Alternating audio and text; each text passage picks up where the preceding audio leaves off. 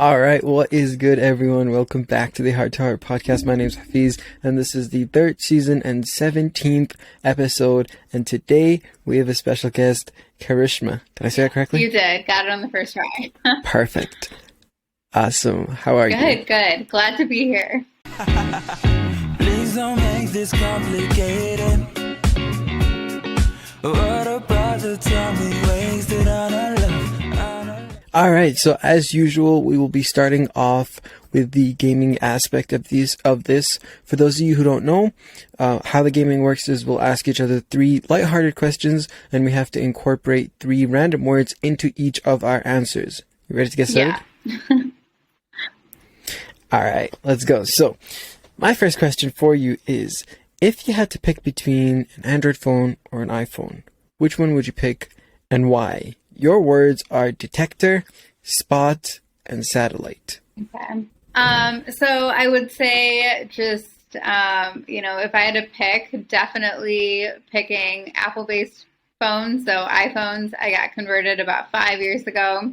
And now all my products are Apple-based. I find that if you lose one, it's easy to spot.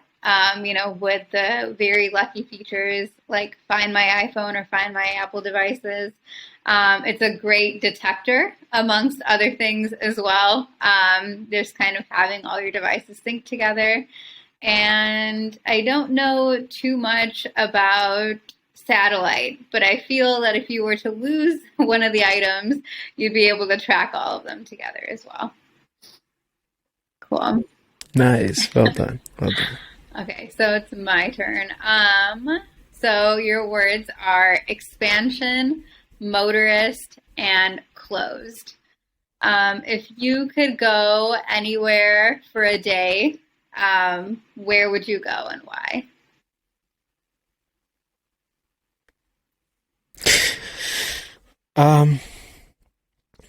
If I was to go anywhere for an entire day, I'd probably go to somewhere that is closed, because it's otherwise it'd just be kind of boring. You know, a place that's closed off from the public. It's just like a special place.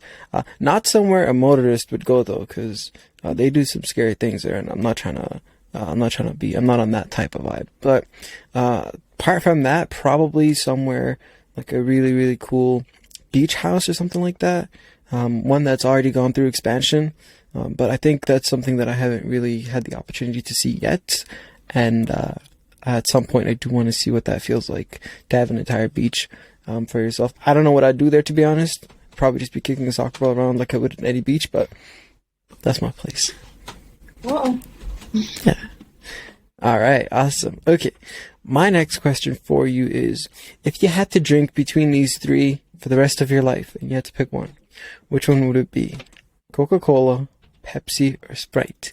And your words are butterfly, meat, and medium.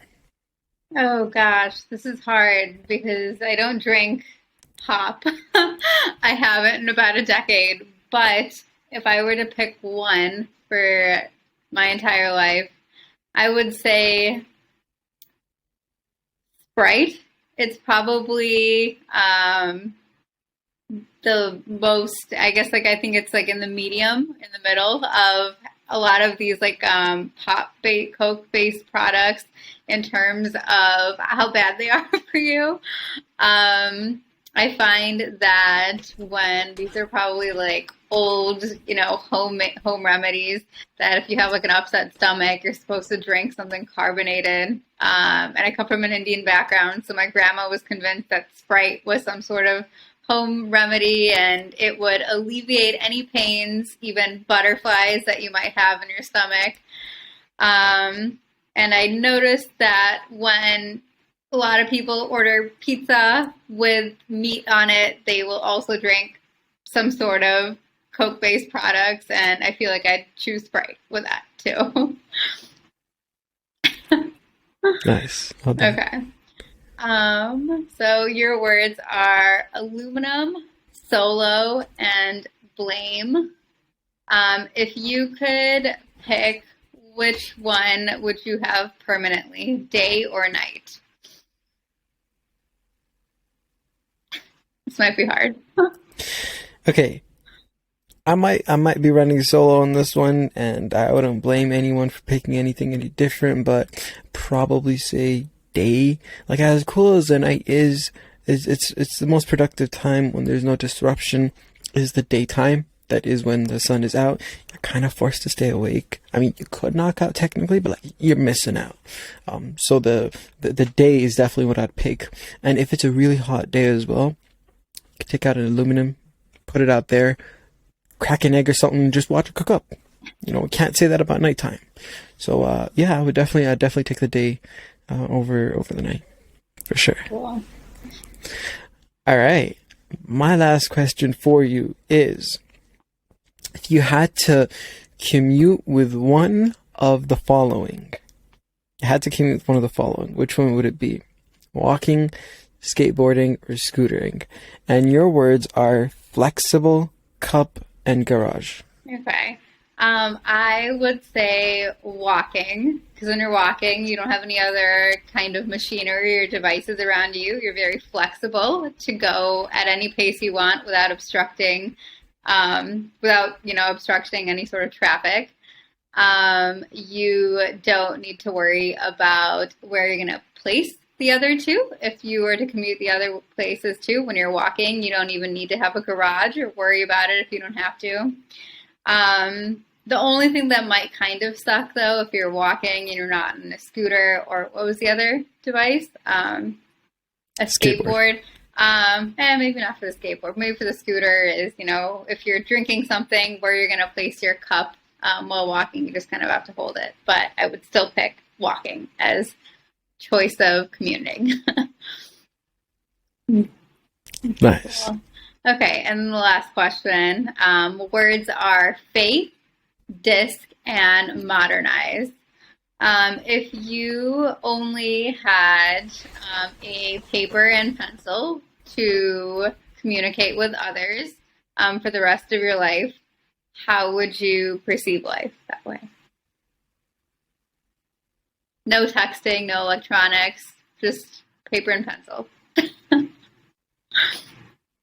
So like you gotta like mail things with a bird or something like that. Yeah, like you can mail things out, but you just can't like use tech to talk to people anymore. Okay. All right. Well, it would feel like the old days. It would very much feel like the old days.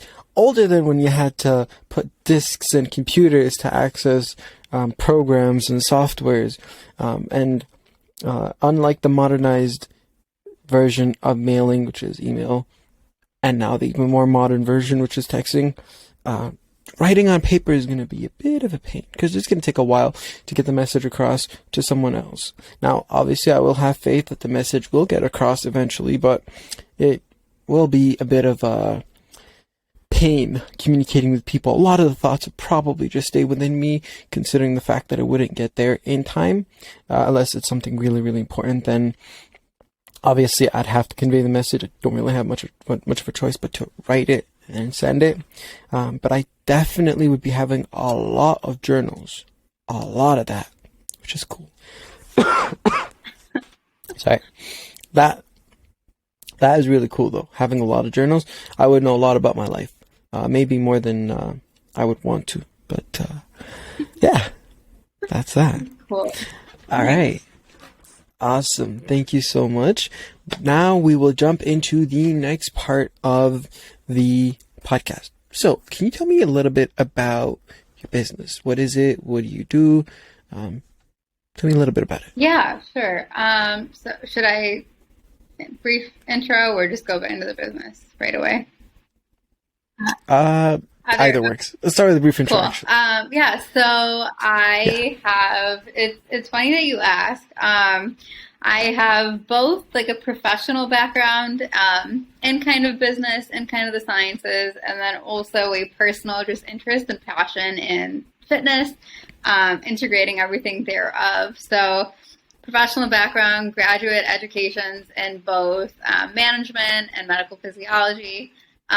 Grew up as a competitive athlete, played tennis and soccer for about a decade, and then in college I became an accidental marathon runner.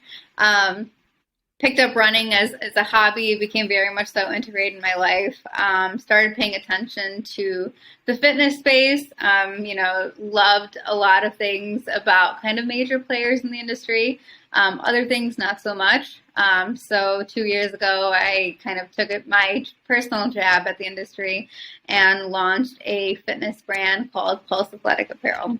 So for the first year and a half, and honestly the first 2 years or so, primarily apparel-based brand, selling athletic and athleisure wear that is both functional and just kind of for the new work from home nature that everyone is kind of purchasing and kind of living in these days. But we are slowly kind of transforming into being a fit tech company, integrating hydration sensing technology into our apparel. So now kind of shifting a bit more towards the endurance and elite athletes too.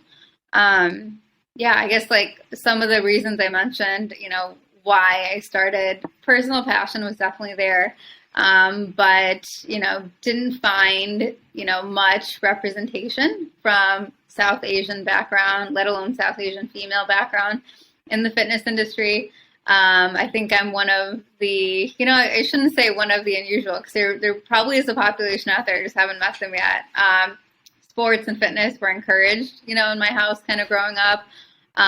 Wasn't really kind of like limited to only academia, was really kind of pushed to explore as many things as possible as long as I excelled at them. So that kind of pressure was still there, but I'd say like a good, healthy pressure. So I took that into just kind of like my adulthood, as I was integrating fitness into my and not to just day-to-day personal life, but also trying to figure out how to launch a brand, how to build a business surrounding this. I found that kind of pieces of my identity became unintentionally woven into it too, which just kept it going essentially. So long story short, what I do is I have built a fitness apparel brand. It's turning into a fit tech company, turning into a full-time founder very soon, which is really exciting, and just kind of disrupting the elite and endurance athlete space right now. That's amazing. So once you had an idea, once you knew you wanted to make it into business, you wanted to start a business, what sort of challenges did you run into immediately? Oh gosh, so many. And I say this now just because, so I'd interned for startups before. I'd, had a decent amount of work experience before too, but I found very, very quickly that interning and working for a startup versus working for yourself and trying to launch a business are two different things.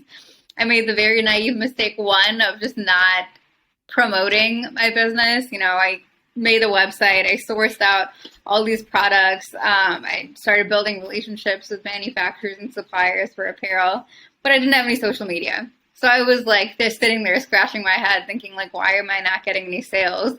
And it was just a simple thing. No one knows that you exist yet. So that was like the very first kind of pitfall. This was very, very early on. The second was even just figuring out where to have suppliers. So when you're building out a brand that is the consumer packaged good, surrounding that, you want to make sure quality is at its par. You don't want to sacrifice quality, but you also don't want to have products that are a very, very high price point for you as a business. Is just not a smart business move. So figuring out just like the balance between the two, getting lots and lots of samples, testing out lots of apparel too, figuring out how to optimize like supply chain. That's like a huge issue we ran into like during the pandemic, still so much so now, and just kind of navigating that. And then I guess just honestly like making things up along the way. I would say I went through so many different learning curves. Those are just like two examples of like what was kind of going on. Constantly pivoting, strategically pivoting as well. Figuring out which people to come in and like come represent the brand, figuring out which people to hire as well. It's just kind of been like inching more and more towards going through all these learning curves as we've been building too. Yeah. As Karishma has a lot of challenges associated with starting it up. Did you have a mentor while you were in the process of starting it up, or were you just going solo? Solo. Yeah.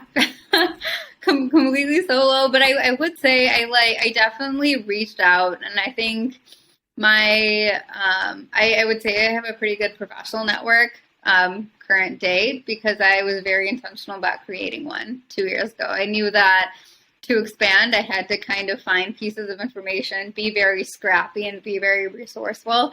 And the best way of kind of doing that is through people who probably haven't done exactly what you've done, but they have achieved great success in their life too. I definitely, intermittently checked in with old program directors. I mentioned I did a graduate program in management and physiology, so stayed very involved in kind of the alumni centers too, and saw what kind of resources they had in that sense. But I'd say it was a lot of just kind of pulling in pieces from very, very different places and trying to make sense of it, and being very, very, I guess, like self-instinctual about how to direct the business too. Yeah, was there one primary, maybe not like fully primary, but like one semi-primary place where you got most of your information from? Like, was there maybe like a course on, I don't know, on LinkedIn Learning or Skillshare or something like that, where give you a bit of an idea of what to do things, or where did you get most of your information initially when starting off? If I'm going to be really honest, Google. Google was like the primary place I got all my information from. Having those 2 graduate degrees, even then, it's like doing something from like a textbook, learning something from an academic kind of like environment is very, very different from running a business on your own. And, you can go through like all my Google searches. So many of them are business related, even to this date, as I'm kind of continuing to grow and get to the next level. That's kind of where I went through. Not the most conventional way, but I think when you are an entrepreneur, when you are bootstrapping a business, when you're launching something by yourself for the first time, just having that like ability to be scrappy and be willing to find answers, regardless of how simple the solution might be. If it is just going on Google and typing in how to do XYZ, that's one thing. Going on LinkedIn, if you're trying to find a specific person you want to speak to, just making an introduction, speaking out and reaching to them, Googling, then going back to Google and stalking the person in a very healthy way, just to keep conversation going too. But long story short, honestly, just Google is probably where I've gotten most of my answers from. Awesome. Another issue that I know a lot of small business owners face is finance, getting funding is necessary in order to do things. Did you face that issue? I'm assuming you did, because most people do. If you didn't, good for you. But assuming you did, how did you end up navigating that per se? Yeah. So I mentioned Pulse. Sorry, I'm just bringing my charger in. Pulse is bootstrapped, so I had no outside funding coming in. I used profits of the business to consistently like feed into the business and allow for growth that way. My initial kind of investment was I'm consulting, so full-time consultant, basically a portion of my own income went into it. Had some savings that were up too and used kind of that. But that's kind of going back to being very scrappy. When you're first starting out, figuring ways to cut costs. And some of the easiest ways are basically just having one person doing everything, although not the healthiest at the beginning. Figuring out ways where you can, cut costs on like kind of resources or, eliminate like the middleman of certain things that you're paying for is another thing. But at this point, I mentioned I'm transitioning to being a full-time founder.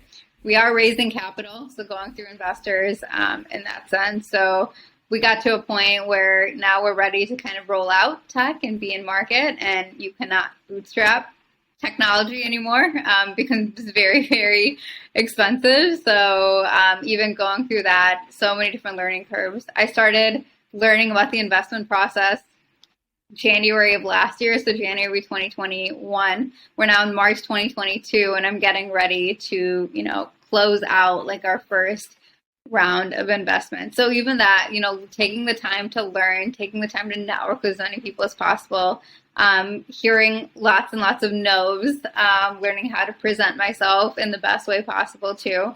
It was definitely like a long kind of trajectory. But I think if you have as much faith in your product as you do in yourself, if you have as much faith in kind of the outcome of your business, the impact that your business is going to have, then I think that just in and of itself just continues to propel you as well.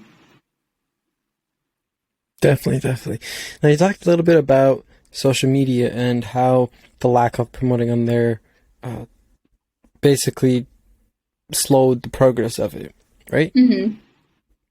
So what sort of strategy are you utilizing now or plan on utilizing soon in the future to, I guess, reverse that, if you will? Yeah, well, so the problem was I didn't have any social media for like the first month. So I wasn't even promoting it. And that was only very short term. That was only for a month.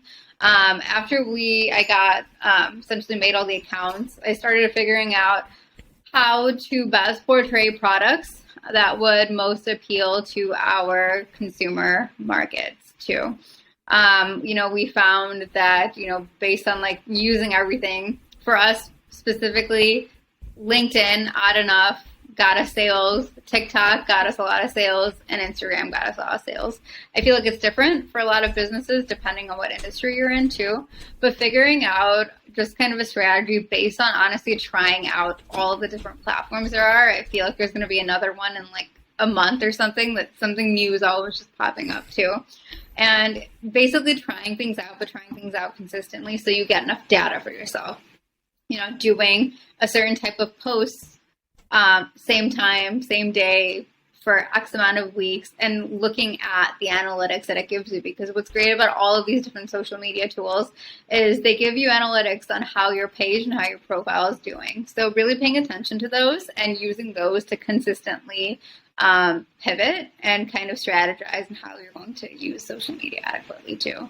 I would say there isn't one formula, I'd say, on what kind of works. I wish there was, but you will see like a lot of these posts, or oftentimes it's like clickbait, click this, your engagement's gonna go up, you're gonna get like 1,000 followers or something like that.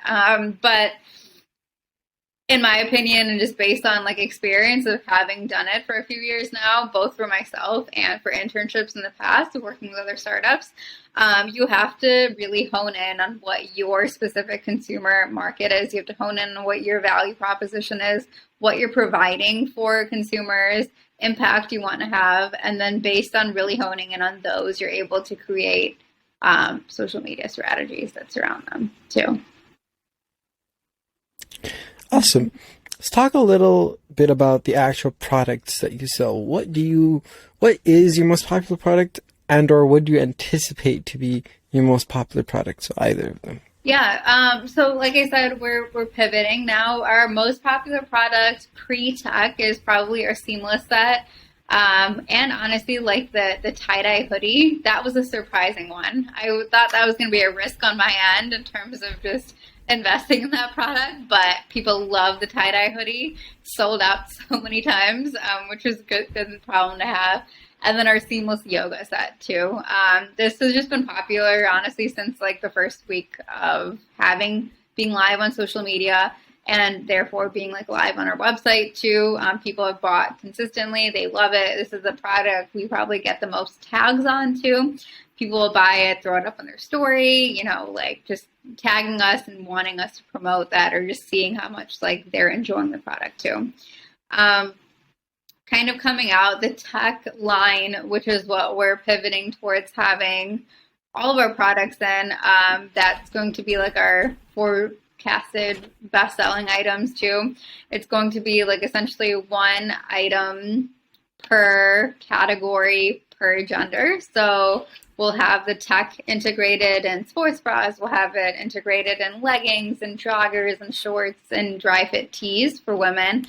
And then for men, joggers, shorts, dry fit tees, dry fit tanks. for men as well. So that's where we're kind of pivoting towards, and that's where we see our kind of bestsellers being inclined towards as well. Awesome. So let's say someone is starting up their own business and they ask you for advice. What would you tell them straight up? It's a lot of work. Not going to sugarcoat it. It's a lot. I think at one point I was not only doing a full-time job for about 7 hours a day, but then I was spending 10 hours a day on top of it, building this out. Then I stopped doing my full-time job and was contracting for a little bit, was working on Pulse for about 16 hours a day. Now we're kind of at the middle sweet spot. So some things have been kind of streamlined and automated. Now we're getting ready for like kind of the big push once we get investment. And I'm still kind of doing a full-time job. You basically have to know that nothing is overnight. It's going to be a lot of work. If you see someone having an overnight success, chances are that overnight success took like 5 years to become an actual success too. So just kind of be very wary about that too, just going in. Nothing's impossible, but I'm not going to sugarcoat it as well. It's definitely difficult. But I will say, kind of going off of that, you learn so much about yourself when you're going through the process of starting a business. You become responsible for so many different elements that are very different than responsibilities that you have outside of work and outside of your professional life too, which I think calls for like a lot of growth as well. You become the person that is reliable in some cases, or in the future for other employees. Other people kind of rely on you for income, for kind of livelihood too. So you hold lots of responsibility in that end too. So I think you learn so much about yourself throughout the process in multiple aspects too. And as hard as it's been, as long as the journey's kind of been, I know of so many kind of incredible people who I follow, so many entrepreneurs who've had journeys much longer, who I admire. And even myself too. I think that what I'm doing now, I wouldn't trade. I wouldn't want any other dream career, because this is what I'm doing right now. Yeah, awesome. All right, I got 2 more questions for you. The first one is, teach me something in life that I do not know. Oh my gosh. This one's hard. Teach you something that you don't know. This is hard because I don't know what you know and what you don't know.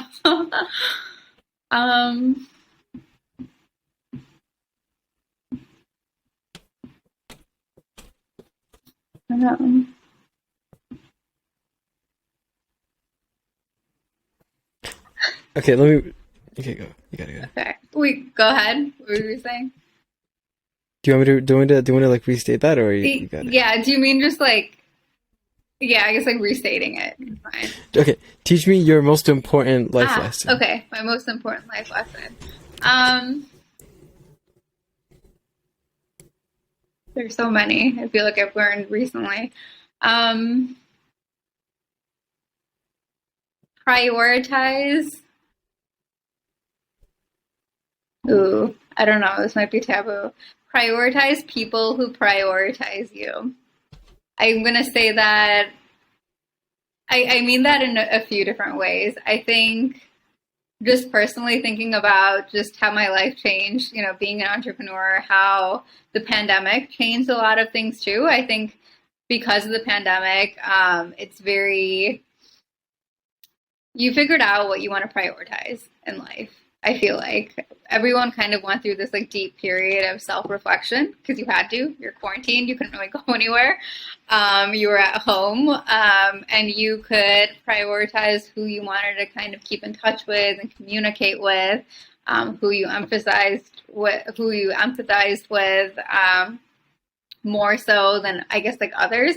And I believe that I guess like for me, I'm saying this from a very, very family context. The pandemic was the first time in about 10 years that I got to spend a lot of quality time with my immediate family for about 1.5 to 2 years. And I just kind of like, with family, I think it's different. You always come back and it's very easy. There's no such thing as like so much time goes away or too much distance for family.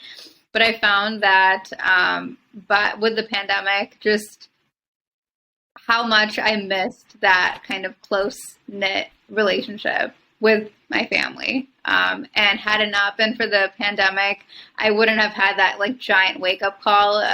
Is that, you know, these are the people that are prioritizing you. You need to be prioritizing them more, if not the same way, too. So I think I am saying that. So maybe the way I said it initially was a little strange. Prioritize people that prioritize you. Maybe the biggest lesson is probably just, you know, be very grateful for family if you have one. Not so many people experience loss. I also experienced loss during the pandemic. So just really kind of cherish like moments that you have with family. Yeah, no, that was another thing that I learned over the pandemic as well. Yeah. But like I don't know, it's life, you know. It's no, the pandemic hit at the least expected time. It was it is what it is. We'll keep it at that. Anyways, my last question for you: what advice do you have for someone in their 20s? Oh my gosh, you're in your 20s. Try as many things as possible. Like 1000%. Like try as many things as possible. Fail early, fail often. I think people have this like there's so much like stigma surrounding failure, and I think especially this is interesting, especially if you come from kind of like an Asian or like South Asian background even.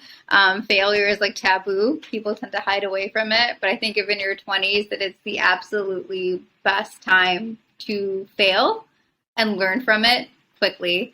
Why in your 20s? You don't have any real responsibilities yet. Most people don't have a family. Most people don't have kids if you're in this age.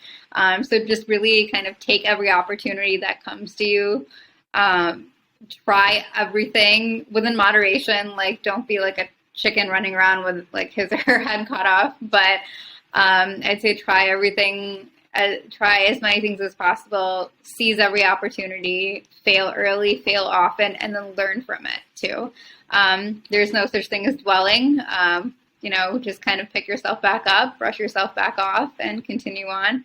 And remember, you're only in your 20s. I think that when you are and I'm still in my 20s, but when you are kind of like in your early 20s, you're still kind of thinking about, I guess, like how society frames your 20s. You're supposed to have everything figured out right after college. You're supposed to have like your dream job. You're supposed to get married. You're supposed to have kids, you know, and that's kind of what you do. But if you think about where the origins kind of came from, that's when our life expectancy was lower. Not saying that that isn't a bad thing to do. I think if that's what the path you want to take and you know exactly what you're going to do in your early 20s, go for it, like tunnel vision, like go headstrong. But if you don't know and you're kind of in that unsure phase or kind of path in your life, embrace as many opportunities that come your way. They're coming at you for a reason, for you to take them. That's awesome. All right. Any last things that you want to add before we wrap this up? No, that's all. All right. Awesome. Then thank you so much for hopping on. It was really nice talking to you. All the best to the business. Hopefully it does grow really, really big. And yeah, aside from that, that'll be it from us today. Thank you all. Take care. Have a Thanks good so week. much.